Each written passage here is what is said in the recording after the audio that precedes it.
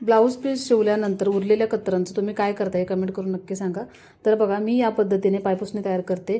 मोठे तुकडे घ्यायचे ब्लाऊज पीसचे। आपला फरशीचा जो आकार असतो ना तेवढ्या आकारामध्ये चौकोनी आकाराची मी पायपुसणी तयार करणार आहे। दोन आपल्याला चौकोनी आकाराचे कपडे मोठे मोठे शोधून ठेवायचे। त्यानंतर आपल्याला त्याच्यामध्ये छोटे छोटे बारीक तुकडे आहेत ना कापडाचे तर ते पसरून ठेवायचे। त्यानंतर वरती एक मोठा तुकडा पसरून ठेवायचा। त्यानंतर आपल्याला मशीनवरती उभ्या आणि आडव्या अशा टिपा मारून घ्यायच्या। चौकोनी आकारामध्ये पायपुसणी तयार करायची।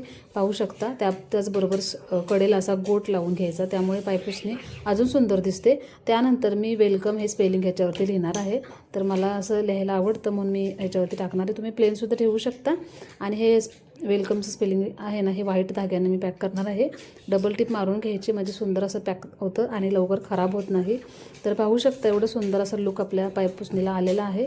तर तुम्हाला हा व्हिडिओ कसा वाटला नक्कीच कमेंट करून सांगा। आवडला तर लाईक करा।